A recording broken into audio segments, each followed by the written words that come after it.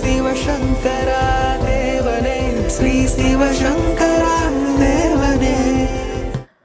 மறுபிறப்பு எடுக்கும் அனைத்து மனிதர்களுக்கும் தங்கள் முற்பிறவியின் நிகழ்வுகள் அனைத்தும் மறைக்கப்பட்டிருப்பது இறைவனால் கொடுக்கப்பட்ட மிகப்பெரிய அனுகூலம் என்று தாங்கள் அருளுரை ஒன்றில் தெரிவித்திருக்கிறீர்கள். ஆனால் ஒரு சில மனிதர்கள் மட்டும் தங்களது முற்பிறவி நிகழ்வுகளை சொல்லும் சக்தியை பெறுகிறார்களே, அதை இறைவன் அவர்களுக்கு மட்டும் தர வேண்டிய காரணம் என்ன? படைத்தல், காத்தல், அழித்தல், இந்த மூணும் உங்கள் எல்லாருக்கும் தெரியும்.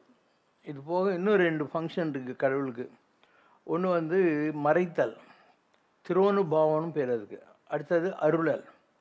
ஸோ இந்த 5 தான் நடராஜ தத்துவம். அதனால் இந்த மறைத்தல் எதுக்காகனா, இப்போ நீங்கள்லாம் ஒரு செல்ஃபோன் வச்சுருக்கீங்க, இல்லை கம்ப்யூட்டர் வச்சுருக்கீங்க. அதில் மெமரிக்கு ஒரு லிமிட்டேஷன் இருக்குது. மெகாபைட்னு சொல்லுவாங்க. அதை இவ்வளோ தான் ஸ்டோர் பண்ண முடியுங்கிற மாதிரி, unless you go for a master computer. அப்போ நீங்கள் என்ன பண்ணுவீங்க, நம்பர் புதுசாக லோட் பண்ணணுன்னா பழைய நம்பரில் எதெல்லாம் இர்ரெலவெண்ட்டோ எல்லாத்தையும் டெலீட் பண்ணிவிட்டு புது நம்பர் ஆட் பண்ணிக்கிங்க.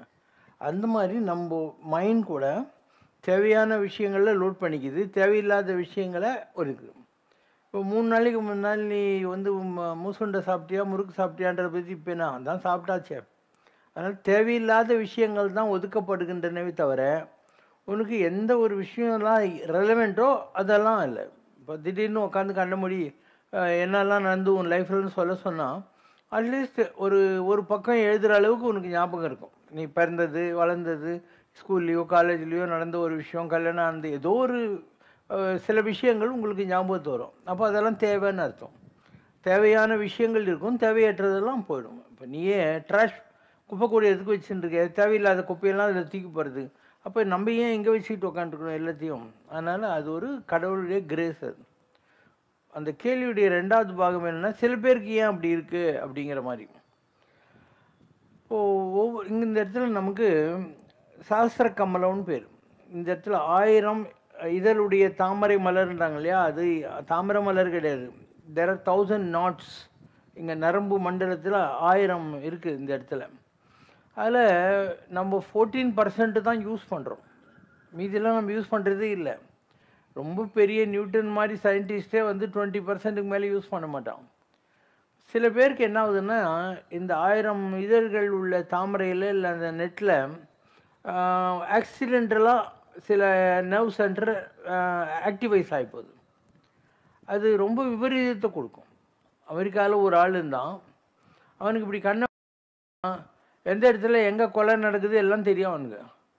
ஒரு நேரத்துக்கு அவனுக்கு ரொம்ப ப்ராப்ளம் ஆகி போச்சு. போலீஸ்காரங்கெல்லாம் அவங்ககிட்ட உட்காந்து இந்த கொலை எங்கே நடந்துச்சு இப்படி நடந்துச்சுன்னாக்கா அவன் கண்ணுக்குள்ளே பார்த்துன்னு உட்காந்துருந்தாங்க. அவன் சொன்னான், இந்த பவரே எனக்கு வேணான்னு போய் டாக்டர்கிட்ட ஆப்ரேஷன் பண்ணி எடுத்துட்டான். ஏன்னா அதனால் ப்ராப்ளம் இன்னொரு ஆளுக்கு காதில் எப்போ பாரு ஏதோ சத்தங்கள் கேட்டுன்னு இருந்தது. அதை ஆராய்ச்சி பண்ணி கண்டுபிடிச்சா 48 கிலோமீட்டர் ரேடியஸ்குள்ளே இருக்கக்கூடிய ரேடியோ ஸ்டேஷன் தான் அவன் ரிசீவ் பண்ணிக்கிட்டு இருக்கான். இதுவும் ஒரு விபரீதம் தானே. ஒரு ரேடியோ ஸ்டேஷன் 2 மணி நேரம் கேட்கறது கஷ்டம். இது ஆல் த டைம் யார் கேட்டுன்னு உட்காந்துருப்போம். ஸோ இயர்ஸ் கோ சம்டைம்ஸ் இந்த மாதிரி தேவையில்லாத விஷயங்கள் நம்மை மீறி தான் நடக்குது. அது ஒரு பெரிய பவர்னு நீங்கள் நினைக்க தேவையில்லை. Sometimes it's useful. இப்போ நீங்கள்லாம் இந்த டெலிவிஷன்லாம் இப்போ தானே கண்டுபிடிச்சிங்க. எனக்கு தெரிஞ்சு 1960களில் தான் இந்த இது வந்தது. மெட்ராஸில் முதல்ல டிவியே கிடையாது, பாம்பேலேருந்து தான் வரும். சிவாஜி சார் நடித்த சிவாஜி மராட்டிலையா தஞ்சைவாணன் எழுதி அதை தான் தமிழ் ப்ராட்காஸ்டிங்கில் போட்டுன்னு இருந்தாங்க. அதுக்கப்புறம் ஆந்திரா டெலிவிஷன் தனியாச்சு, தமிழ் டெலிவிஷன் தனியாச்சு, இப்படிலாம் போச்சு. இதெல்லாம் வேறு வேறு விஷயங்கள். அண்டு இந்த டிவி இல்லாத காலத்தில் ஒரு குறிப்பிட்ட விஷயங்கள் யாருக்கும் தெரியாது. ஆனால் அகஸ்தியர் வடநாட்டிலிருந்து நம்ம திருநெல்வேலி மாவட்டம் கல்யாண தீர்த்தம் விக்ரமசிங்கபுரம் பொதியமலை கிட்ட வராரு. கைலாசம் நடக்கிற கல்யாண காட்சி இங்கேருந்து பார்க்க முடியுது அவரால். டெல்லியிலேருந்து 300 கிலோமீட்டர் தள்ளி இருக்கக்கூடிய குருஷேத்திரத்தில் நடக்கிற மகாபாரத யுத்தத்தை டெல்லியில் உட்காந்துக்கிட்டு குருட்டு திருதராஷ்டனுக்கு சஞ்சயன்னு ஒருத்தன் சொல்லிக்கிட்டு இருக்கிறான். இது இப்படி நடக்குது பாரு, இன்னைக்கு இதாச்சு, வில்லு எடுத்தான் அம்பு எடுத்தான்ற மாதிரி. So sometimes this extraordinary power, occult power is given for a particular purpose. துர்தர்ஷனுக்கு தெரியணும் என்ன தான் நடந்துட்டுருக்கு அப்படின்னு சொல்லிட்டு. ஏன்னா அவன் தன்னுடைய கௌரவாதிகள் மேலே ஒரு முரட்டுத்தனமான பாசத்தை வச்சுருந்தான். It's not worth it. அவன் ஒரு பெரிய மனுஷனாக 2 பேரையும் பேலன்ஸ் பண்ணியிருக்கணும், பஞ்ச பாண்டவர்களையும் கௌரவாதிகளையும் பண்ணலவன். அகஸ்தியருக்கே அந்த பவர் கொடுத்தாங்கன்னா, கைலாயத்தில் சிவனுக்கும் பார்வதிக்கும் கல்யாணம் நடக்குது. இப்போ எல்லா தேவர்களும் அங்கே போனதுனால பூமி அப்படியே கொடை சாஞ்சிடுது. இப்போ சிவன் சொல்கிறாரு, எங்கள் எல்லாருக்கும் ஈக்குவலான ஒரு பவர் உங்கள்கிட்ட இருக்குது, அதனால் நீங்கள் சவுத்துக்கு போங்க, பேலன்ஸ் ஆகும்னு. நான் எப்படி பார்க்கறதுனால அவனுக்கு கிடைக்கும்ன்றார். அதனால் அகஸ்தியரை அங்கேருந்து எல்லாம் தாண்டி நம்ம திருநெல்வேலி மாவட்டத்துக்கு வந்து அந்த இடத்துல அவர் கல்யாண கோலத்தில் தரிசனம் கிடைச்சதுன்றது காரணம் இருக்குது. அதனால் all the time all the things are not disclosed. பைபிளில் வரும், வெளியிடப்படாத ரகசியம் இல்லை. தகுதி உடையவனவனும் அவனுக்கு எல்லாம் கொடுக்கப்படும், தகுதியற்றவனிடத்தில் உள்ளதும் பறிக்கப்படும். There is no secret which is not disclosed. If you are deserving, some secret divine will be disclosed to you. அதனால் இதெல்லாம் கடவுளுடைய போக்கில் விட்டுட்டா ரொம்ப நல்லது. இப்போது நம்ம இந்த பவர்களை வந்து எடுத்துக்கிட்டோம்னா நமக்கு ப்ராப்ளம் வரும். இங்கிலீஷில் ஒரு சினிமா வந்துச்சு, ஒரு ஆள் எப்போ பாரு கடவுள்கிட்ட புலம்பினே இருப்பான், கடவுளே நான் என்ன கும்பிட்டு என்ன பிரயோஜனம், நீ என்ன ஒன்றும் கண்டுக்கிறதே இல்லைன்னு சொல்லிட்டு. திடீர்னு ஆகாசிலேருந்து ஒரு ஏணி வழியாக ஒரு ஆஃப்ரிக்கன் ஃபார்மில் கடவுள் இறங்கி வருவார். பார்த்தீங்க, நீ என்னை திட்டின்னே இருக்க, அதனால் 24 மணி நேரம் என்னுடைய பவர்லாம் உனக்கு தான், 24 hours என் பவர்லாம் உனக்கு தான். ஒன்லி திங் இஸ், நீ ஜனங்களோட எமோஷன்ஸ் உணர்ச்சிகள் கூட விளையாடக்கூடாது, அதர்வைஸ் நீ என்ன நினைக்கிற எல்லாம் பண்ணிக்கோ அப்படின்னு. இவன் டெஸ்ட் பண்ணலான்னு சொல்லிட்டு வரான். ஒரு 4 ரவுடிங்க எப்போ பாரு இவனை வம்புக்கு எடுத்துன்னு இருப்பாங்க. இவன் அங்கே போய் நின்றுக்கிட்டு அப்படின்வான். 4 பேரும் ஒருத்தன் குத்திக்குவான். அவனுக்கு காலையில் எழுத்து விட்டுனா நம்ம பழி வாங்கிட்டோன்னு வச்சுக்கோங்க. அதுக்கு முன்னாடி இவன் டெலிவிஷன் ஸ்டேஷனில் நியூஸ் ரீடராக இருப்பான். இவனுக்கு ஒரு பேர்லாம் இருக்காது, வேறு ஒரு நியூஸ் ரீடருக்கு நல்ல பேர் இருக்கும். அதனால் அவன் படிச்சுன்னுக்கிற போது இவன் போய் நின்றுக்கிட்டு அப்படின்வான். பேஜெல்லாம் மாறி மாறி திடீர்னு பம்பாயில் மழை பெய்யுதுன்னு வரும், திடீர்னு அமெரிக்கா அதிபர்னு வரும். ஒரே ஒரு மென்டல் ஆகிடும், இந்த அந்த பேப்பரெல்லாம் பறக்கிற மாதிரி. அண்டு அவனை பழி வாங்கிட்டோன்ற மாதிரி ஆகுது. இப்படி ஒவ்வொன்றா நடந்துக்கிட்டே இருக்குது. இவன் டைப் படிக்கிறான். 24 மணி நேரத்துக்குள்ளே இந்த டவுனில் இருக்கிற எல்லாருடைய ப்ரேயர்ஸையும் நான் ஃபுல்ஃபில் பண்ணுறேன், நீங்கள் எனக்கு டைப் படித்தா போகிறோன்னு. லட்சக்கணக்கில் வருது அவனுக்கு மெயில், எனக்கு அது வேணும் இது வேணும்னு சொல்லிட்டு. இவன் பார்க்குறான், இதெல்லாம் ஒரே நைட்டில் எப்படி பண்ண முடியும்னு யார் என்ன கேட்டாங்களோ எல்லாருக்கும் நடந்துடணுன்ட்டான். திடீர்னு பார்த்தா பணக்காரன் ஏழை ஆகிட்டான், ஏழை பணக்காரன் ஆகிட்டான். ஒரு மாதிரி அனார்க்கி ஆகி போகுது அந்த இதில். ரொம்ப பெருமையாக வீட்டுக்கு வரான். வந்துட்டு ஒய்ஃபை இம்ப்ரெஸ் பண்ணோம்ல, அதனால் ஜன்னல் கதவை திறந்துட்டு சந்திரன் இல்லை அதை பார்த்துட்டு இப்படின்னுவான். ஒய்ஃபு கூப்பிட்டு வாவான்னுவான். இவனுக்கு என்ன கண்டிஷன், எமோஷன்ஸ் கூட விளையாடக்கூடாது. அதனால் அவள் தலையில் அடிச்சுக்குவா, இவன் மென்டல் ஆகிட்டான்னு சொல்லிட்டு அவள் போடுவான். மறுநாள் கதையில் அந்த கடவுள் வருவார், உன் பவரை நீயே வச்சுக்கோ, இதை வச்சுக்கிட்டு ஒன்றுமே சாதிக்க முடியல என்னால் அப்படின்னு சொல்லிடுவான். இந்த மாதிரி ஏதாவது ஒரு அரை எண் ஏதோ 110 ஏதோ ஒரு சினிமா வந்துச்சு. பிரகாஷ் ராஜா நினச்சாங்க, தேங்காய் சீனிவாசன் நினச்சாங்க தெரியல, பிரகாஷ் ராஜ் இன்னொன்று சந்தானம் ஏதோ நினச்சி. அதனால் இதெல்லாம் அந்த 2 இமிட்டேஷன் தான் நான் சொல்லிகிட்டு இருக்கிற ஆங்கில படத்தினுடைய ப்ரூஸ் த அல்மைட்டி. ஸோ இதெல்லாம் எது எப்படி இருக்கோ அப்படியே இருந்தால் நல்லது. மீடாஸ்ன்னு ஒருத்தன் தான், அவன் கடவுள்கிட்ட வரம் கேட்டான், நான் எது தொட்டாலும் கோல்டாகிடணுன்னு. அவன் சாப்பாட்டை தொட்டால் கோல்டு, தண்ணியை குடிக்கணுன்னா கோல்டு, பொண்டாட்டி தொட்டால் கோல்டு. என்ன தான் பண்ணுவான் இந்த உலகத்தில் வச்சுக்கிட்டு.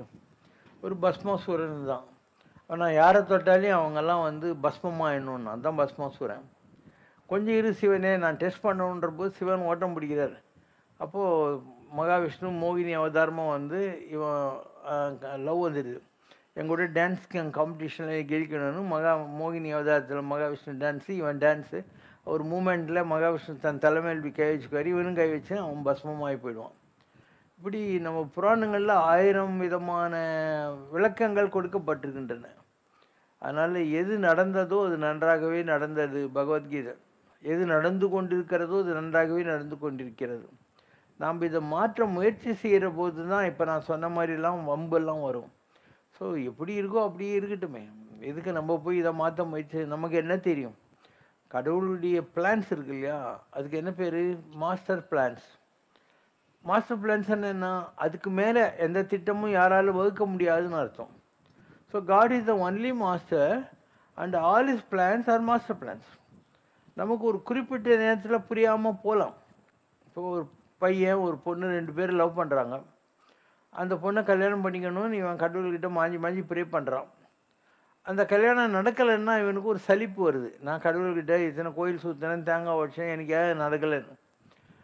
அதுக்கப்புறம் இவனுக்கு தெரியும் அந்த பொண்ணு வந்து சரியில்லை, இல்லை அந்த பையன் சரியில்லை, கட்டின்னு இருந்தால் நம்ம வாழ்க்கையே டூம் ஆகிருக்கும்ன்றது தெரிகிற போது God's decision was better than மைனுங்கிறது இவனுக்கு புரிய ஆரம்பிக்கும். அது மாதிரி நாம் கேட்கிற பல விஷயங்கள் வந்து அவசியம் இல்லாதவை. நமக்கு அந்த நேரத்தில் இருக்கக்கூடிய ஒரு எமோஷ்னல் பென்ட் ஆஃப் மைண்டில் நாம் கேட்குறோம். ஆனால் எது நல்லதுன்னு கடவுளுக்கு தான் தெரியும். ஸோ நீங்கள் எதுவுமே கேட்க தேவையில்லை கடவுள்கிட்ட, அப்படியே விட்டுடுங்க. ஜஸ்ட் இருந்தபடி இருங்கோள். எது நடக்குதோ எல்லாத்தையும் வேடிக்கை பார்த்துக்கினே இருந்தால் போகிறோம். நீ இது வேணும்னு கேட்டு ஏதாவது ரொம்ப வளர்த்துக்கினீங்கன்னா அது கடவுள் பொறுப்பு இல்லை. கடவுளுக்கு அதுக்கு சம்மந்தமே இல்லை. So don't ask anything from God. நிறைய விஷயம் இந்த மாதிரி இருக்குது. அதாவது கடவுளுக்கு எல்லாம் தெரியுங்கிறதுக்கு ஆதிசங்கரர் ஒரு உதாரணம் சொல்கிறார். இவர் சிவபெருமானுக்கு பூஜை பண்ணணும்னு நினைக்கிறாராம். சரி அபிஷேகம் பண்ணலாம் சிவனுக்குன்னு பார்க்குற போது இவர் என்ன ஒரு சொம்பில் தண்ணி எடுத்துன்னு போயிருப்பார். சிவன் தலையிலேயே கங்கை ஜொயின்னு வந்துருக்குது. நீ தலையிலேயே கங்கையை வச்சுருக்க, நான் என்ன உனக்கு வந்து ஒரு உதரணி பஞ்ச பாத்திரம் இல்லை சொம்பில் அபிஷேகம் பண்ணுறது. So I leave that idea of doing abhishekam அப்படின்னு. சரி ஏதோ பூவெல்லாம் பறித்து மேலே போடலான்னு நினைக்கிறேன். இந்த உலகத்தில் எத்தனை விதமான பூ இருக்குது, எது நீ படைக்காத பூ, அதனால் நான் பூ போடுறதையும் விட்டுட்டேன், அந்த ஐடியாவும் விட்டுட்டேன். சரி உன் எதிரில் டான்ஸ் ஆடலான்னு பார்க்குறேன். நான் ஆடணும்னு வந்து நினைக்கிறதுக்குள்ளே உங்கள்கிட்ட ஊர்வசி ரம்பா திலோத்தமாலாம் சூப்பர் டான்ஸர்ஸ் இருக்காங்க, நான் என்னத்த டான்ஸ் ஆட முடியும். நான் பாடலான்னு நினைக்கிறேன், உங்கள்கிட்டயே நாரதர் தும்புருலாம் டாயின் நல்லா பாடின்னு உட்காந்துருக்காங்க. ஸோ நான் என்ன பண்ணணும்னு நினச்சாலையும் அதுக்கு விட 1000 மடங்கு உங்கள்கிட்டயே எல்லாமே இருக்குது, நான் என்ன உனக்கு பண்ணிட முடியும். அதனால் நான் ஒரே ஒரு வரம் தான் உங்கள்கிட்ட கேட்குறேன். அது என்னன்னா, நான் யோசனை பண்ண தான் நீ எவ்வளோ பெரிய ஆள் நான் எவ்வளோ சின்ன ஆள்னு தெரியுது. அதனால் நீ எவ்வளோ பெரிய ஆள்னு புரிஞ்சிக்கிறதுக்குள்ள தகுதியை எனக்கு கொடு அப்படின்னாரு. Make me understand how big you are அப்படின்னு முடிச்சிடுவார் ஆதிசங்கரர். அதனால் யாரெல்லாம் இந்த ஆராய்ச்சியில் இறங்கினார்களோ அவர்கள் கரைந்து போனார்கள். உப்பில் ஒரு பொம்மை பண்ணி ரிமோட்டில் ஆப்ரேட் பண்ணி சமுத்திரத்தை ஆராய்ச்சி பண்ணிட்டுவான்னு அனுப்புகிறேன்னு வை, அது 10 அடிக்கு போனோடனே சமுத்திர உப்பில் இந்த உப்பு பொம்மை கரைஞ்சி போயிடும். அதனால் இது வரைக்கும் இந்த ஆராய்ச்சிகளில் யார் இறங்கினார்களோ அவங்க திரும்பி வரவே இல்லை. அந்த பரமாத்ம சாகரத்தில் கரைந்து போன உப்பு பொம்மைகளாக மாறிவிட்டார்கள். அதனால் கடவுள் என்ன பேர், வாசித்து காணோனாதது, என்ன பண்ணாலையும் ஆனால் புரிஞ்சிக்கவே முடியாது. அதனால் திருஞான சம்பந்தர் சொல்கிறாரு, ஏதுக்களாலும் எடுத்த மொழியாலும் சோதிக்க வேண்டா. கடவுளை ஆராய்ச்சி பண்ணாத, இஃப் ஒய் பட்டு எல்லாம் வேணாம். ஏதுக்களாலும் எடுத்த மொழியாலும் சோதிக்க வேண்டா, மிக்கு பரந்துளன் ஜோதியான் புகின் அழகில்லை கிழக்க வேண்டாம். உலகத்தில் எங்கெல்லாம் வெளிச்சிருக்கோ எல்லா இடம் கடவுள் தான் இருக்கான். அதனால் இது ஏன் கிளறி பார்த்து வேஸ்ட் பண்ணுற, 2 கையும் தூக்கிட்டு கடவுளே நீ என்னை பார்த்துக்கோன்னு. ஒரு குழந்தை எப்படி அம்மாவை நம்பி இருக்கோ, ஒரு குழந்தை இருக்குது, அதுக்கு என்ன பெரிய காலேஜுக்கு போதா, ஆஃபீஸுக்கு போதா, சம்பாதிக்குதா, பேங்க் அக்கௌண்ட்டுக்கு தான் ஏதாவது இருக்குதா, ஒன்றும் இல்லை. அதுக்கு எப்போ பசிக்கணும் அம்மாவுக்கு தெரியும். அதனால் என்ன பண்ணுவான், பால் நினைந்து ஊட்டும் தாயினும் சாலன் ஃபீடிங் மதராக இருந்தாக்க குழந்தைக்கு ஃபீட் பண்ணுவான். இல்லை கொஞ்சம் குரோனப் சைல்டாக இருந்ததுன்னா ஓடி போய் பாலை சூடு பண்ணி, அது குழந்தைக்கு 7 மணிக்கு பால் கொடுக்கணுமே சூடாக இருக்குமென்னு வரபோது ஃபூன் ஊற்றிக்கின்னு வந்து தான் ஒரு ஸ்பூன் வாயில் போட்டுட்டு சூடு இல்லைன்னா தான் குழந்தைக்கு கொடுப்பான். So everything is in God's dictionary perfect. நம்முடைய இக்னோரன்ஸ்னால தான் நாம் ஏதோ கீக்கணும், நம்ம ஏதோ சாதிக்கணும் அப்படின்னு தப்பாக நினைக்கிறோம். எதுவும் பண்ண தேவையில்லை. திரௌபதி துச்சாதனா அவன் படைவு உருவுற போது இப்படி ப்ரொடெக்ட் பண்ணிக்கணும், இப்படிலாம் அவள் தன்னை ப்ரொடெக்ட் பண்ணியிருந்த வரைக்கும் கிருஷ்ணர் வரவே இல்லை. விளையாண்டு இருந்தார், ருக்மணி கூட தாயம் விளையாண்டு இருந்தார். இப்போ 2 கையும் தூக்கிட்டு அநாத ரட்சகா ஆபத் பாந்தவான்ன உடனே அங்கேருந்து அப்படியே புடவு வருது. ஸோ இன்ஃபேக்ட் அவன் வந்து மனபங்க செய்யப்படவில்லை. ஏன்னா இவர் 2 கையும் தூக்கணுன்னே கிருஷ்ணர் புடவை கொடுத்து விட்டார், வளர்ந்துக்கினே தான் இருந்தது. ஆனால் நீ என்னால் முடியும் என்று நம்புகிற வரையில் கடவுள் உனக்கு தன்னுடைய மகிமையை புலப்படுத்துவது இல்லை. என்னால் எப்பயும் எதுவும் முடியாதுன்னு 2 கையும் தூக்கிப்பார், அப்போ உனக்கு எல்லாம் புரியும். ஸோ நம்முடைய லிட்ரேச்சர் இருக்கு இல்லையா, ஆன்மீக லிட்ரேச்சர், அதில் எல்லாம் இருக்குது. நன்றே வரினும் தீதே விலகினும் நான் அறிவது ஒன்றேயும் இல்லை. நல்லது நடந்தா என்ன, கெட்டது நடந்தா என்ன, எனக்கு என்ன அதை பற்றி. கடலில் வீழினும் என்னை கரையேற்றுதல் திருவுளமே. நான் கடலில் மூழ்கிறதா இருந்தால் கூட நீ என்னை காப்பாற்றிடுவ அப்படின்னு அர்த்தம். இன்னொரு இடத்துல சொல்வார், அன்றே என்ற ஆவியும் உடமையெல்லாமும் குன்றே எனையாய் என்னை ஆட்கொண்ட போதே கொண்டிலையோ. உடல் பொருள் ஆவி எல்லாத்தையும் பகவானே நீ என்னை ஆட்கொண்ட போதே உங்கள்கிட்ட கொடுத்துட்டேன். நீ நன்றே செய்வாய் பிழையோ செய்வாய், நானே அதற்கு நாயகமே. நல்லது பண்ண என்ன, கெட்டது பண்ண என்ன, எனக்கு அதுக்கும் சம்மந்தம் இல்லை அப்படின்னு அர்த்தம். ஸோ த டோட்டல் சரண்டர் ரெண்டு இருக்குது. ஒன்று கண்டிஷ்னல் சரண்டர், அது என்னென்னா எனக்கு இது பண்ணியானா நான் உன்னை நம்புவேன், உனக்கு ஊற்றி காட்டுவேன், பாயசம் படைப்பேன் அப்படின்றது. இது கண்டிஷ்னல் சரண்டர். இன்னொன்று என்ன, கண்டிஷன்டு சரண்டர். என்ன ஆனாலும் சரி நான் உன்னை நம்பி தான் இருப்பேன், நீ என்னை பார்த்துக்கணும் அப்படின்னு சொல்லக்கூடிய இது. அதனால் அந்த காலத்து டிஎம் சௌந்தரராஜன் பாட்டு நான் பாட சொல்லுவேன்ல, முருகா நீ வந்து ஒரு குழந்தையாக இருந்தால் நான் உங்கள்கிட்ட ஒரு பொம்மை, அந்த பொம்மை எப்படி வேணாலும் அந்த குழந்தை விளையாடின்னு இருக்கும். அதே மாதிரி முருகா நீ ஒரு அம்மாவாக இருந்தால் நான் உன்னுடைய கையில் ஒரு குழந்தை, நீ ஒரு சேயானால் நான் உன் கைகளில் பொம்மை, நீ ஒரு தாயானால் நான் உன் கைகளில் ஒரு சேய். அப்போ தாயானாலும் சேயானாலும் எந்தன் வாழ்க்கை உந்தன் கைகளில். எப்படி இருந்தாலும் என் வாழ்க்கை உங்கள்கிட்ட தான் இருக்குது. ரெண்டு வரி. நீ ஒரு தாயானால் முருகா நான் உன் பிள்ளை, நீ ஒரு சேயானால் முருகா நான் ஒரு பொம்மை, தாயானாலும் சேயானாலும் கைகளிலே என் வாழ்வு, உன் கைகளிலே என் வாழ்வு. அந்த காலத்து தட்டி கொடுத்தால் சிரிப்பேன் பாட்டும் தெரியும்பா. தொட்டு கொடுத்தால் சிரிப்பேன் நான், தட்டி கழித்தால் அழுவேன் நான், அழுவதும் சிரிப்பதும் என் வேலை, அடிப்பதும் அணைப்பதும் உன் பாரம், நீ ஒரு தாயானால். Question from Jnaneshwari, Malaysia. Baba, as you highlight always, every action has an equal and opposite reaction. நான் சொல்ல நியூட்டன் சொன்ன நான் வந்து அதை கர்மா தியரியை மாற்றிட்டேன். However, I noted some people escape from this theory. They did so much of harm to people and surrounding them and ended with good life and death. Do these people have immunity from God to escape from law of karma in this world, or these people's planet positions are very good in such a way they are not affected with this theory? Why this kind of disparity or unfairness happens sometimes? Life is a continuous process. ஒரு பிறவி கிடையாது. செல்லாநின்ற இத்தாவர சங்கமத்து எல்லா பிறப்பும் எடுத்தெடுத்து நான் இழைத்தேன். So life என்பது புனரபி ஜனனம் புனரபி மரணம் ஒன்று. ரெண்டாவது, நீங்கள் ஒரு சைக்கிளில் பெடல் போட்டுட்டு ரெண்டு காலையும் இப்படி விரிச்சிட்டிங்கன்னா கூட சைக்கிள் ஓடிக்கின்னு இருக்கும். அந்த மாதிரி நீ யார் அயோக்கியனாக இருந்து இந்த பிறவியில் நல்லா இருக்கான்னு நினைக்கிறியோ அவன் இதுக்கு முன்பிறவிகளில் பெடல் போட்ட நாய் போட்டும் நல்லதெல்லாம் பண்ணியிருக்கான், அது அவங்ககிட்ட இருக்குது. அந்த பெடல் தீர்ற வரைக்கும் இந்த பிறவியில் அவனுக்கு நல்லது தான் நடக்கும்.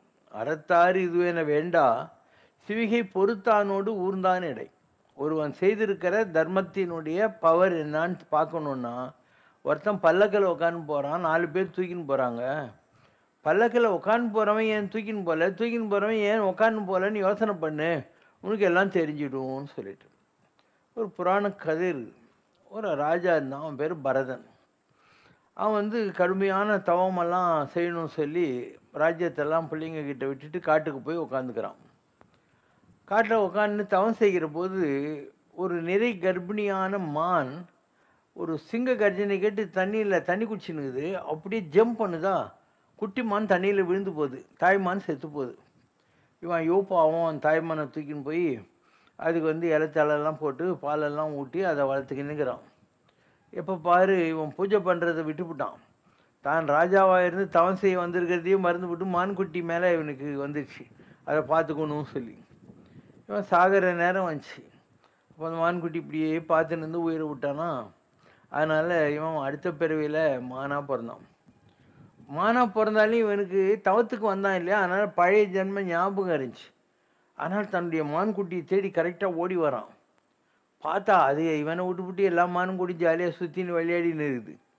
இவன் நினைக்கிறான், நான் எவ்வளோ பெரிய முட்டாள், மான்குட்டிக்காக என்னுடைய தவத்தையே விட்டுட்டேனே, இந்த தடவை உஷாராகணும்னு எதுவும் சாப்பிடாம எல்லாரும் யாக வளர்த்து பூஜை பண்ண இடத்துல அப்படியே உட்காந்து இருந்து உயிர் விடுவான்.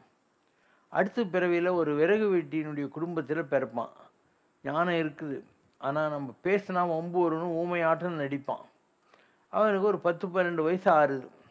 அப்போ அந்த விறகு வெட்டி பார்க்குறான், இவன் ஊமை கோட்டான், இவனை வச்சு நம்ம தண்டசூரியம் போகணும், போடா நீயே போச்சுக்கோ எங்கேனா போய் அப்படின்னு சொல்லி தட்டி விட்ருவான். இவன் காட்டில் வந்து மரத்தடியில் உட்காந்து தவம் பண்ணிக்கிட்டே இருப்பான். அந்த நாட்டினுடைய ராஜா வருவான்.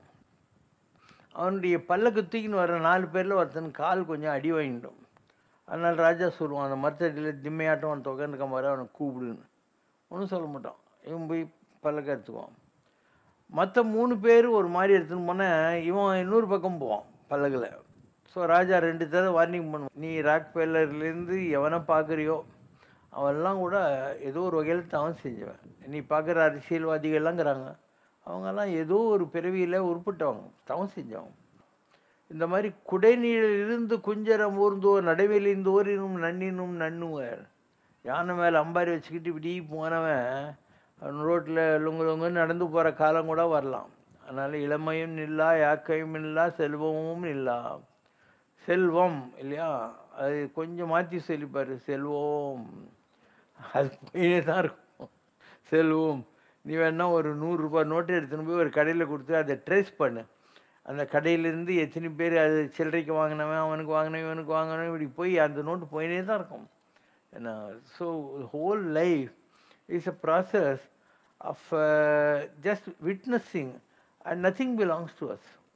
பகவத்கீதையில் என்ன சொல்கிறாரு, நீ என்ன கொண்டு வந்தாய் இழப்பதற்கு, எதை கொண்டு போகிறாய் அடைவதற்கு. What is that you have brought to lose. இந்த மாதிரி பகவத்கீதையோட எசன்ஸ் அதுதான். எதுவெல்லாம் நீ உனதென்று நினைத்தாயோ அதுவெல்லாம் இந்த பூமியில் உனக்கு கொடுக்கப்பட்டது அப்படின்னு அர்த்தம். எதுவும் யாருக்கும் சொந்தமே இல்லை. அலெக்சாண்டர் த கிரேட்டு அவனுடைய சேனாதிபதி கிட்ட சொன்னான், எனக்கு சவப்பொட்டி அடிப்பீங்கள்ல காஃபின், அதில் 2 கையும் வெளியே தருற மாதிரி 2 ஓட்டை போட்டுருங்க, இப்படி என் கை வச்சு கூட்டின்னு போங்கன்னு. எதுக்கு நான் ஆனானப்பட்ட அலெக்சாண்டர் த கிரேட் கூட மாஞ்சி நாடெல்லாம் பிடிச்சா கூட எதையே எடுத்துன்னு போல, வெறுங்கையோடு தான் போனான்னு என்னை பார்த்தாவது உலகம் புரிஞ்சுக்கிட்டோம் அப்படின்னு சொன்னான். அதனால் யாராவது எதையாவது எடுத்துன்னு போயிருக்காங்களா? இப்போ உங்கள் வீடுகள்லேயே உங்கள் அப்பா இருந்திருப்பார், அவர் செத்து போன பின்னால் அவர் கையில் ஒரு மோதிரம் இருக்கும்.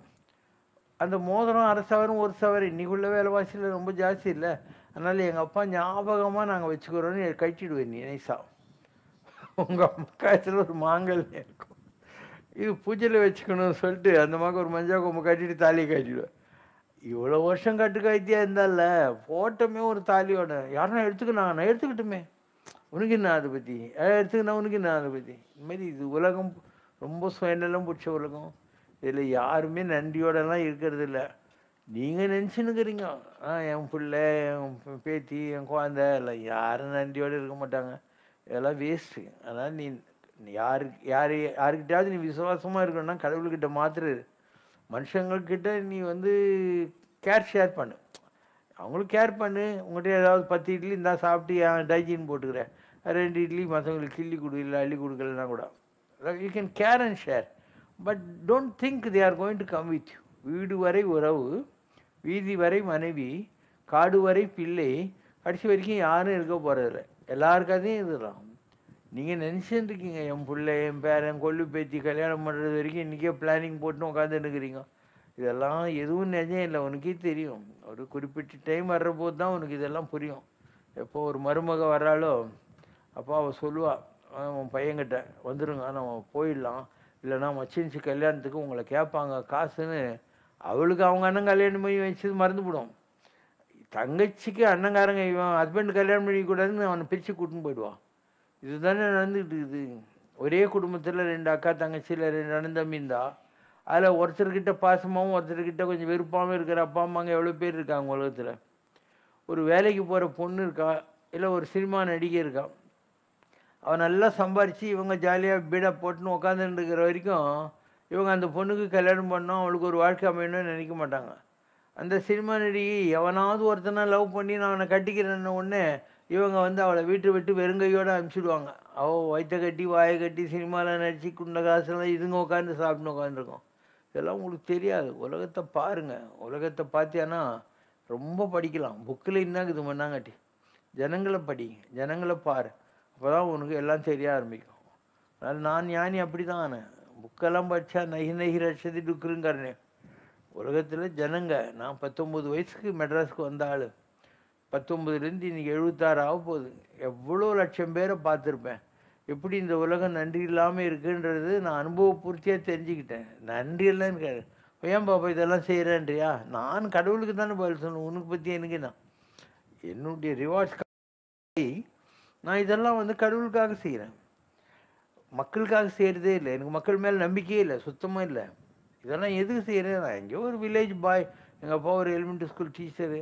கடவுள் தான் இதெல்லாம் கற்றுக் கொடுத்தாரு, இதெல்லாம் பண்ணுற சக்தி கொடுத்தாரு, தவத்தை கொடுத்தாரு, நிறைய அனுபவங்களை கொடுத்தாரு, எல்லா புண்ணியத்தையும் சேர்த்து கொடுத்தாரு. அதுக்காக நன்றி அறிவு. கடவுளுக்கு நான் என்னதை கொடுத்துட முடியும்? அதனால் இதை செய்கிறேன், ஆன் பிஹாஃப் ஆஃப் காட் செய்கிறேன். அண்டு நானாவது பரவாயில்ல, ஒரு 50 லட்சம் பேருக்கு சர்வீஸ் பண்ணி நொந்து போனவன். கடவுள் உலகத்தில் இருக்கிற எல்லா 500 கோடி ஜனங்களுக்கு நல்லது பண்ணி அவரை அவன் மதிக்கிறான். 500 கோடி ஜனங்களுக்கு நல்லது பண்ணுற ஒரு கடவுள் இருக்கான். யாராவது மதிக்கிறான்ற கடவுளை?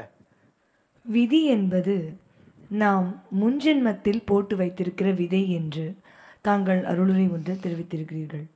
காட்டில் பரதனின் சைன்யம் ஸ்ரீராமனை நோக்கி வந்தபோது கோபப்பட்ட லக்ஷ்மணனிடம், நதியின் பிழை அன்று நறும்புனல் இன்மை, இது விதியின் பிழை என்று ஸ்ரீராமன் சொல்வதாக கம்பராமாயணம் கூறுகிறது.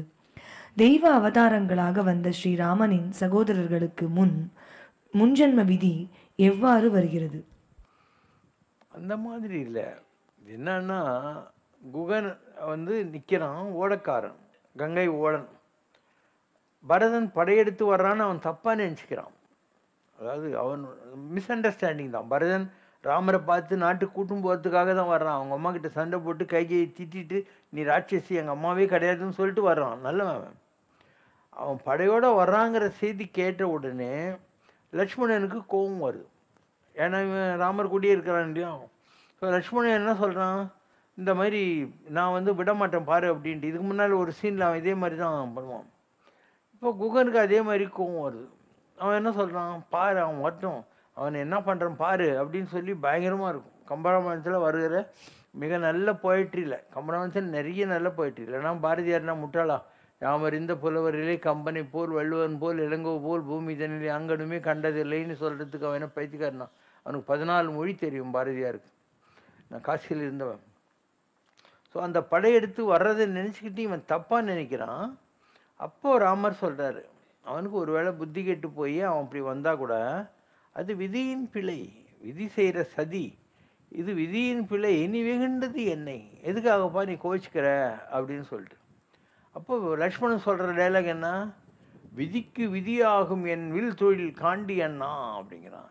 நான் விதிக்க போகிறேன் ஒரு தண்டனை, என் பாரு ராமா அப்படின். விதிக்கு விதியாகும் என் வில் தொழில் காண்டி அப்படின்னு சொல்லுவான். அதே மாதிரி இந்த குகன், அவனுக்கு ஒரு சாதாரண இன்னசென்ட் வேடன். அவனுக்கு தெரிஞ்சதெல்லாம் ராமர் மேலே லவ் இருக்குது, அவ்வளோதான். அதனால் அவன் சொல்கிற மாதிரி ராமாயணத்தில் டைலாக் எல்லாம் வரும். ரொம்ப ஒரு அழகான இடம் அது ராமாயணத்தில். ஆழ நெடும்படை ஆறு கடந்திவர் போவாரோ, வேழ நெடும்படை கண்டு விலங்கிடும் வில்லாளோ, தோழமை என்றவர் சொல்லிய சொல்லரு சொல்லன்றோ, ஏழமை வேடனை இறந்திலன் என்றனை ஏசாரோ, ஆடு கொடிப்படி சாடி கொடுத்தவரே ஆள, வேடு கொடுத்தது பார்னி மிப்புகள் மேவீரோ, நாடு கொடுத்த என் நாயகனுக்கு இவர் நாமாலும் காடும் கொடுக்கிலர் ஆகி எடுத்தது காணீரோ, அஞ்சன வண்ணனின் ஆருயிர் நாயகன் ஆளாமே, வஞ்சனையார் அற செய்திய மன்னரும் வந்தாரே, உஞ்சிவர் போவிடின் நாய்க்குகன் என்றனை ஊதாரோ, மாமுனிவர் குறவாகி மனத்திடையே வாழும், கோமுனியத்தகும் என்று மனத்திரை கொள்ளாது, ஆமுனையிற்றில் 7 கடற்படை என்றால் இப்படி பயங்கர இதில் போய்ப்போம். அது அவனுடைய அட்டாச்மெண்ட் ஃபார் ராமர், அதனால் வருது. அவனுக்கு பரதனை பற்றி ஒன்றுமே தெரியாது. இப்படி பல விஷயங்கள். ராமாயணம் மாதிரி ஒரு கம்பராமாயணம் மாதிரி ஒரு அற்புதமான காவியம். கம்பர் வந்து வடநாட்டை பற்றி ஒன்றுமே தெரியாது. அவர் கங்கையை பார்த்ததே கிடையாது. அவர் பார்த்ததெல்லாம் மிஞ்சி போனால் காவேரி தான். ஆனால் ஒரு கற்பனையில் எப்படியெல்லாம் இருந்திருக்கும் அப்படின்னு எழுதுறாரு. அவருக்கு எதை பற்றியும் தெரியாது. அவர் வால்மீகி ராமாயணம் துளசி ராமாயணத்தில் இருக்கிற விஷயங்களை வாங்கி தன்னுடைய போக்கில் எழுதுறாரு. இன்னும் சொல்லப்போனால் கம்பர் ஸ்ரீரங்கம் கோயிலில் ராமாயணத்தை அரங்கேற்றத்துக்காக போகிறார். அந்த நரசிம்மர் சந்நிதி இல்லையா, பின்னால் ரங்கநாத சந்நிதிக்கு பேக் சைடு. அப்போ எல்லாரும் சொல்கிறாங்க, நீ இதில் வந்து இரணியன் வதைப்படலும் ஏன்னு எழுதிக்கிற, ஒரிஜினல் ராமாயணத்தில் இரணியன் வதைப்படலும் கிடையாது, அதனால் இதை நாங்கள் அரங்கேற்ற மாட்டோம் அப்படின்னு. இப்போ கம்பர் சொல்கிறார், பாரு, கடவுள் தான் எனக்கு அடியெடுத்து கொடுத்தார். உலகம் யாவையும் தாமுல வாக்கலும் நிலைபெறுத்தலும் நீக்கலும் நீங்களா அழகிலா விளையாட்டுடையார் அவர் ஆண்டவர் அன்னவர்க்கே சரண் நாங்களே. கடவுள் அடியெடுத்து கொடுத்தாரு, அவர் தான் கொடுத்தது. அதனால் இதை நான் மாற்ற முடியாது. வேணும்னா நான் ஒன்று செய்கிறேன், இரணியன் வதைப்படலத்தை மாத்திரம் நான் அரங்கேற்றேன், அதை கடவுள் அக்செப்ட் பண்ணிட்டாருன்னா நீங்கள் ஒத்துக்கிறீங்களான்னு. அவங்க சரின்றாங்க. ஸோ அந்த இடத்துல இவர் இரணியன் வதைப்படலத்தை எழுதுறாங்க. அப்போது இரணியன் வதைப்படலத்தில் ஒரு வரி வரும், ஆரடா சிரித்தார் அப்படின்னு வரும். ஆரடா சிரித்தார்னு கம்பர் சொல்கிற போது அந்த தூணில் இருந்து நரசிம்மர் வந்து சிரித்தாராம், ஆஹா ஆஹா அப்படின்னு சொல்லிட்டு. உடனே எல்லாம் பயந்து போய், சரி உன் கம்பராமாயணத்தை நீ அரங்கேற்றிக்கோன்னு சொன்னாங்களாம். இதெல்லாம் தெய்வீகமாக நடக்கிற விஷயங்கள். இல்லைன்னா எங்கேயோ ஒரு தேரெழுந்தூரில் இருக்கக்கூடிய கம்பர் ராமாயணத்தை எழுதி பாரதியார் மாதிரி பெரிய ஆளுங்கள்லாம் அதை பாராட்டி இன்றைக்கி வரைக்கும் கம்பராமாயணத்தை வச்சு 10,000 பேர் பிரவச்சனம் பண்ணின்னு உட்காந்துன்னு இருக்கிறாங்க. அதனால் எல்லாம் ஒரு டிவைன் வில்லில் நடக்கிற விஷயம். ஆட்டு வித்தால் யார் ஒருவர் ஆடாதாரு, பாட்டு வித்தால் யார் ஒருவர் பாடாதாரு, கூட்டு வித்தால் யார் ஒருவர் கூடாதாரு, கொழிவித்தால் யார் ஒருவர் குழையாதாரு. எல்லாம் காரணம் காரியம் கற்றவை கற்பவை அனைத்தும் நற்கரிசி நாரணன். கடவுளுடைய போக்கில் நாமெல்லாம் பொம்மை. அதனால் நமக்குன்னு ஒரு அறிவு கிடையாது. இப்போ நான் பேசினுக்கிறேன், இதெல்லாம் என்னுடைய அறிவுன்னு நினைக்கிறேன், ஒன்றுமே கிடையாது எனக்கு. நீ எதுக்கே நான் பதில் சொல்லி நினைப்பேன், no reference no thinking no. ஏன்னா நான் வித் சரஸ்வதி நற்றுணையாக. இந்த மாதிரி எல்லாமே டிவைன் தான் இந்த உலகத்தில். நீ ஹியூமன் லெவலில் பார்த்தா அதுக்கு லிமிட்டேஷன் இருக்குது. இப்போ விவேகானந்தர் இருந்தார், அவருக்கு ஃபோட்டோகிராஃபிக் மெமரின்னு சொல்லுவாங்க. ஃபோட்டோகிராஃபிக் மெமரி என்னென்னா, ஒரு புக்கு இப்படி புரட்சி பார்த்துட்டாருன்னா அந்த புக்கு அப்படியே மைண்டில் வாங்கிடுவார். அப்படியெல்லாம் இருந்திருக்கு. So it's a power given by God for some reason or rhyme. மனுஷங்க பரத்வாஜ் ரிஷின்னு ஒருத்தர் இருந்தார். அவர் 86 வயசு வரைக்கும் படிச்சுருந்தார். அப்போ இந்திரம் வந்தான் வந்து, ரிஷிகளே என்ன பண்ணுங்க, படிக்கிறேன், எவ்வளோ படிச்சிருக்கேன், இவ்வளோ படிச்சுக்கிறேன், நீ எவ்வளோ படிக்கணும்னு தெரியுமான்னு தெரியாது இப்படின்றான். ஒரு இமயமலை அளவுக்கு புக்கெல்லாங்குது. இவர் தலைமையில் கழிச்சும் உட்காந்துக்கிறார். இப்பயே 86 வயசாகிடுச்சுன்னா எப்படி படிக்கிறது, கண்ண முடியும்னு சும்மா உக்காரணும். அப்படியே 12 வருஷம் ஆன உடனே இவருக்கு எல்லா நாலேஜும் வந்துச்சு. படித்து வரல, அது குலவித்தை கல்லாமல் பாகம்படும்ன்ற மாதிரி. அதே மாதிரி ஜபாலின்னு ஒருத்தன் ராஜா, திருப்பதி போகிற வழியில் ஜபாலி தீர்த்தம் நீங்கள் கேள்விப்பட்டிருப்பீங்க. அவன் ஒரு குருக்கிட்ட போய் கேட்குறான். அவர் ஒரு எருது பசுமாடு கொடுத்து, காட்டுக்குள்ளேருந்து எருதையும் பசுமாடியும் ஓட்டின்னு போ, இந்த இதை வச்சு 1000 கண்ணுக்குட்டி மாடு என்றைக்கு வருதோ அன்றைக்கி வா அப்படின்னாரு. ஒரு கேள்வி கேட்கல, ராஜா என்ன போய் மாடு மேய்க்க சொல்கிறியான்ட்டு. ஜபாலி காட்டுக்குள்ளே போயிட்டான். அந்த 1000 ஆன உடனே அதை ஓட்டின்னு வர்றான். அத்தனை தேவர்களும் எதிரில் வந்து கும்பிட்டு, உன் குரு மேலே நீ வச்ச பக்தியை நாங்கள் மெச்சுறோம், இந்த எல்லா அறிவும் உனக்கு தான் அப்படின்னு சொல்லி கொடுத்துட்றாங்க.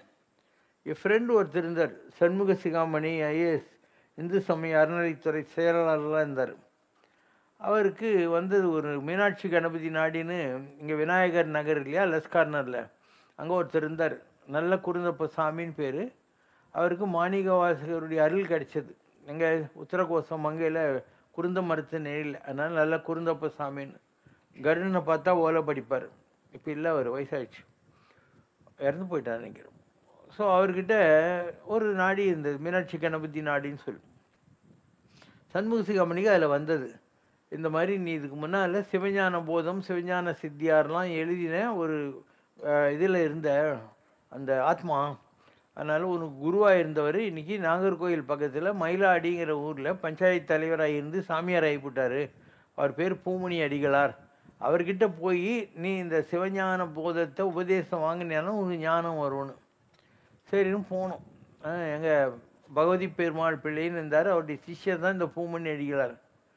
அவர் ரொம்ப சிம்பிளான ஆள். மெட்ராஸுக்கு வந்தால் கபாலீஸ்வரர் கோயில் குளம் இல்லை, அங்கே தான் படுத்துக்குவார்.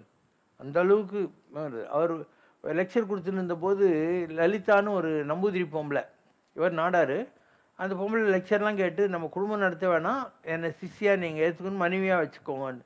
சரின்னு கல்யாணம் கட்டிக்கினாங்க. 2 பேருக்கும் எந்த தொடர்பும் கிடையாது. லலிதா பூமணிடிகளான்னு பேர் அவங்களுக்கு. இவங்க திருச்செந்தூர் கோயிலுக்கு வர்ற பக்தர்களுக்கு தண்ணீர் பந்தல் வச்சு எல்லாருக்கும் தண்ணியெல்லாம் கொடுப்பாங்க. ஸோ அவருடைய குரு பகவதி பெருமாள் பிள்ளை நாகர்கோயில்காரர். ஸோ அந்த சமாதி கிட்ட கொண்டு போய் எதிரில் உட்காருன்னு சொல்லிட்டு கண்ணை முடிக்கின்னு கொடுத்துட்டேன், போயிட்டு வா அப்படின்னார். அதாவது கொடுக்கறதுங்கிறது என்ன, ஒரு சங்கல்பம். எதிரில் உட்கார வச்சு நீ ஏபிசிடி எல்லாம் ஆர்ஏடி ரேட்டாக கற்றுக் கொடுப்பாங்க. இப்படியும் இருக்குது உலகத்தில். ஸோ பல விஷயங்கள் அனுபவத்தில் தான் தெரியும். எனக்கு வந்து எல்லாமே தானாக வந்தது தான். நான் எதையும் தேடினது இல்லை. எனக்கு ரத்னகிரியில் ஒரு சாமி இருக்காங்க. அவர் 1968 சொன்னார், எல்லாமே தேடி வரும்னார். எனக்கு அவர் கொடுத்த முதல் வார்த்தையே பொறு, தேடி இரு, எல்லாமே தேடி வரும். ஸோ என் வாழ்க்கையில் எனக்கு நடந்த எல்லா விஷயங்களும், அது பொருள், அருள், ஞானம் எல்லாமே தேடி வந்தது தான். நான் எதுவுமே ட்ரை பண்ணதே கிடையாது. தானாக வருது. அதனுடைய போக்கில் நானும் உங்களை மாதிரி வேடிக்கை பார்த்துன்னு இருக்கேன். அதனால் என் செயல் ஆவது ஒன்றும் இல்லைன்னு சொல்லுவாங்களே, அது மாதிரி இதெல்லாம் என்னுடைய இதுன்னு நானும் நினைக்கல. யாரோ இதெல்லாம் எதுக்காகவோ கொடுத்துருக்காங்க. நான் to the best of my எபிலிட்டின்னு நீங்கள்லாம் ஜாப் அப்ளிகேஷனில் போடுற மாதிரி செஞ்சுக்கிட்டு இருக்கேன். To the best of my ability I am working for God. Last question.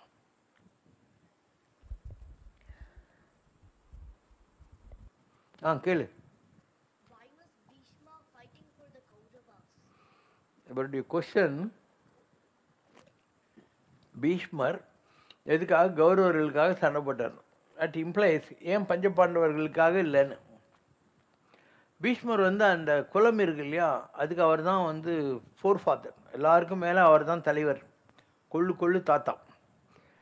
அவர் அந்த யார் ராஜாவாக இருக்கானோ அவனை சப்போர்ட் பண்ணணுங்கிறது அவருடைய தர்மம். அப்போ பஞ்சபாண்டவர்கள் கொழுத்து போய் சூதாடினாங்களா, நாட்டை இழந்துட்டாங்களா. அப்போ நீ தெரிஞ்சே சூதாடி நாட்டை இழந்தது உன் தப்பு தானே. அப்போது என்ன தான் வந்து ரைட்டு அங்கெல்லாம் பார்த்தாலும் பீஷ்மர் பஞ்சபாண்டவர்கள் எப்படி சப்போர்ட் பண்ணணும் நினச்சானா? கிருஷ்ணர் இந்த நேரத்தில் இங்கே வந்துடக்கூடாது, வந்தால் எனக்கு ஷேம் பப்பி ஷேமாக இருக்கும் அப்படின்னு ப்ரே பண்ணானா. லாஸ்ட்டில் கேட்குறாங்க கிருஷ்ணர்கிட்ட, கிருஷ்ணா இவ்வளோ நம்பினாங்களே பஞ்சபாண்டவர்கள், நீங்கள் ஏன் வந்து அவங்கள கைவிட்டேன்னு கேட்குறாங்க. கிருஷ்ணர் சொல்கிறார், பாரு ஒன்றுமில்லாத முட்டாளாகிய துரியோதனன் என்ன சொல்கிறான், எனக்கு விளையாட்டெல்லாம் தெரியாது, எனக்கு பதில் எங்கள் மாமா சகுனி விளையாடுவாருன்னு. உங்கள் தர்மபுத்திரங்கிறான அதர்மபுத்திரன் அவன் என்ன சொன்னான் தெரியுமா, இந்த நேரத்தில் கிருஷ்ணர் இங்கே வந்தாக்கா எனக்கு ரொம்ப சங்கடமாக இருக்கும், மனசுக்குள்ளே கிருஷ்ணா இங்கே வராதுன்னு சொல்லியிருந்தானா. ஸோ அவனா என்னை வர வேணான்னா அப்போ நான் எதுக்கு அவனை தடுக்கணும்? அவனுடைய cost effect theory for very action equal opposite அவன் அனுபவிச்சு சொல்லிக்கிட்டு விட்டுட்டேன்னாரான். மகாபாரதத்தில் பல விஷயங்கள் நாட்ஸ்ன்னுவாங்க. எதனால் அந்த நிகழ்வு நடக்கிறதுன்னு. துரியோதனன் நல்லவன். துரியோதனன் அதர்மமாக தொடையில் கதையால் அடித்து பீமனால் கொலை பண்ணப்படுகிற போது அவனுக்கு சப்போர்ட் பண்ணி பல்ராமர் வர்றார், என் சிஷ்யனை நீ இப்படி பண்ண தப்புன்னு சொல்லி. அப்போது தேவர்கள் இருக்காங்க இல்லையா, ஆகாசிலேருந்து பூ மாதிரி சுழிகிறாங்க, துரியோதனன் தான் யோகியன், இவன் பீமன் மோசமான ஆளுன்னு சொல்லி சொல்கிறாங்க. அதனால் நமக்கு we were taught to believe இது எவன் நல்லவங்க இவங்க கெட்டவங்கன்ற மாதிரி. நீங்கள் காமாக திங்க் பண்ணி பார்த்தீங்கன்னாக்கா அவன் ரொம்ப நல்லவன். ஒரு தேரோட்டியினுடைய மகன் என்று அறியப்பட்ட கர்ணன் எல்லா இதுலேயும் அவமானப்படுத்தப்படுறான். அவன் அர்ஜுனன் மட்டும் ஜித்துக்கு இல்லாடி அம்புறதில்லை. அப்போ அவன் என்ன சொல்கிறான், உனக்கு நாடு இல்லைன்றதுனால தான் இவங்க மதிக்கலை, இப்போ உட்காருன்னு சொல்லி அங்க தேசத்துக்கு ஒன்று நான் ராஜாவை பட்டாபிஷேகம் பண்ணுறேன்னு சொன்னான். அது செஞ்சு விட்டுருக்காரு. அப்போ கர்ணங்கிட்ட அவங்க அம்மாவே சதிகாரி வந்து உன் பிரதரன் கூட சேர்ந்துரு துரியோதனை கை விடுன்னு சொல்கிறா. ஒத்துக்கலை, பார்த்தியா எவ்வளோ நேர்மையாக இருக்கான். அதே மாதிரி துரியோதனுடைய மனைவி பானுமதியும் கர்ணனும் தாயம் விளையாடுற போது விளையாட்டில் இவன் கை பிடிச்சிடுறான். அப்போ துரியோதனன் வந்து இந்த முதல்ல செதிரி கிடக்குது இல்லை, எடுக்கவா கோக்கவா அப்படின்னா. அவ்வளோ யோக்கியம், நண்பனை கொஞ்சம் கூட சந்தேகப்படலை. ஸோ அவங்ககிட்டையும் அவ்வளோ நல்ல குணர்ந்தது. இன்னும் டைம் இருக்கா? சரி, ஒரே ஒரு கேள்வி. இன்னா செய்தாரை ஒருத்தல் அவர் நாண நன்னயம் செய்துவிடல் என்கிறார் திருவள்ளுவர். நமது முனிவர்களும் ரிஷிகளும் கூட இன்னா செய்தாரின் மீது கோபத்தில் சாபம்தான் விட்டார்களே தவிர நன்னயம் எதுவும் செய்ததாக தெரியவில்லை. பற்றற்ற நிலையில் வாழ்ந்த அவர்களாலேயே முடியாத ஒரு செயலை ஒரு சாதாரண மனிதன் செய்வது எவ்வாறு சாத்தியம்? எல்லா தர்மங்களும் காப்பாற்றப்படுவதற்காக, எல்லாம் அதன் வழி ஒழுகுவதற்காக.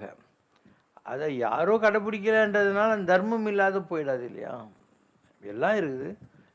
சைக்கிளில் ஒரு காலத்தில் டபுள்ஸ் போனால் மிஸ்டேக். அது கண்ணதாசன் கவிஞர் இல்லையா, அவர் எம்ஜிஆர் கிட்ட சொல்லி ஏழைப்பாளையங்களுக்கு அதுதான் வாகனங்க, நீங்கள் ரோடே போடல, 10 கிலோமீட்டர் சைக்கிளில் தான் போகிறாங்க ஸ்கூலுக்கு பிள்ளைங்க, 2 பேர் 3 பேர் விட்டுருங்கன்னு உடனே எம்ஜிஆர் ஒரு ரூல் போட்டார். ஸோ எம்ஜிஆர் ரூல் போடுறதுக்கு முன்னாடி வரைக்கும் டபுள்ஸ் போனால் தப்பு.